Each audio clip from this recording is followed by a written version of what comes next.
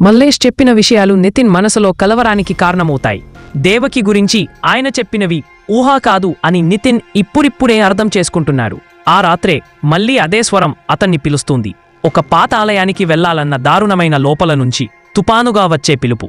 నితిన్ ఒక్కపటి రహస్యంగా మూసివేసిన గుడిని మ్యాప్స్ ద్వారా గుర్తించి చుట్టూ దారి చూసుకుంటూ అడుగులు వేస్తాడు. గుడి వద్దకు వచ్చేసరికి గోడలపై శిలాశాసనాలు, పగిలిన విగ్రహాలు కనిపిస్తాయి. తలుపే కాదు, అది గట్టిగా ముద్దబడి ఉంది. కాని ఒక్కసారి తన్నగానే తలుపు నెమ్మదిగా తెరుచుకుంటుంది, గాలి ఊపిరితో. గుడి లోపల నితిన్ బూడిదతో, రక్తంతో గీసినట్టు ఉంది. యంత్ర మండలంలా కనిపించేది చూస్తారు. ఇది ఒక ప్రాచీన శక్తి చిహ్నం. అతడు మండల దగ్గర చేరగానే గుడి అంతా మూసివేయబడుతుంది. లైట్లు మాయమవుతాయి. అక్కడే ఆలోచించగలిగే ముందే అతనికి ఒక విజన్ వస్తుంది. దేవకి తన దుస్తులు శుభ్రంగా సరిచేసుకుంటూ గుడిలో మెలకువగా నడుస్తుంది. ఆమె కళ్ళలో కన్నీళ్లు.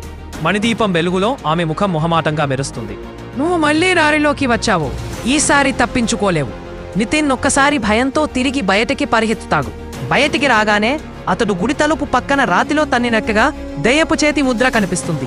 ఆ ముద్ర కింద తెలుగు శిలాశాసనం. దేవకి కోసం తిరిగి వచ్చేవాడు గతాన్ని రక్తంతో నెరవేర్చాలి. నితిన్ చివరికి గ్రహిస్తాడు, ఈ ఊరి చీకటి చక్రాన్ని విడదీయాలంటే దేవకితో తన బంధాన్ని వెలికి తీయాల్సింది. అతని ఇంటికి తిరిగి వచ్చి నోట్స్ చూస్తాడు. ఒక్కసారి రాత్రి మళ్లీ నిశ్శబ్దంగా మారుతుంది. అతని ముందు టేబుల్లో ఉన్న ఆశించే తెలుపు దుస్తులలో ఉన్న దేవకి ఆత్మరూపం కాసేపు కనబడుతుంది. చిరునవ్వుతో ప్రమాదకరమైన శాంతి అతనిపై కమ్ముకుంటుంది. పాత గుడిలో దేవకిని ఆత్మ కనిపించిన తర్వాత నితిన్ ఉదయానే మల్లేష్ వద్దకు వెళ్లి మరింత సమాచారం కోరుతాడు. మల్లేష్ మొదట మౌనంగా ఉన్నా చివరకు ఒక విషయం చెబుతాడు. దేవకి చావుకు కారణమైన ముగ్గురిలో ఒకడు ఈ ఊరిలో ఉన్నాడు. అతను ఇప్పటికీ బతికే ఉన్నాడు. పేరు శంకరయ్య. అప్పట్లో గ్రామ పెద్ద. తాంత్రిక పూజల పేరుతో దేవకిని బలిగా ఇచ్చిన వ్యక్తుల్లో ప్రధానుడు. నితిన్ అతని ఇంటి వెతకడం మొదలు పెడతాడు. కాని ఊరిలో ఎవరూ అతని ఇంటి దిశ చూపించరు. భయం వారి కళ్ళలో బట్టబయలవుతుంది.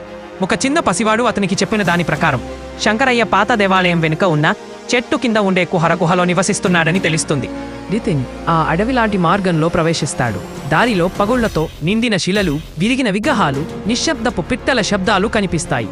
గుహ దగ్గరకు వచ్చిన నితిన్ ఒక పాత నరాల గణన చిహ్నాన్ని గమనిస్తాడు.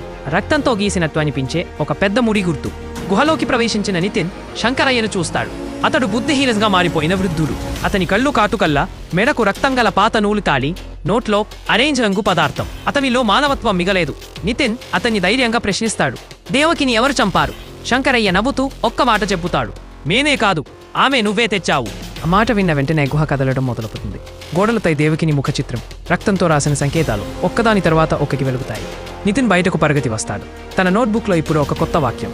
మొదటివాడు కనిపించాడు, రెండోవాడు నీ రక్తంలోనే దాగి ఉన్నాడు.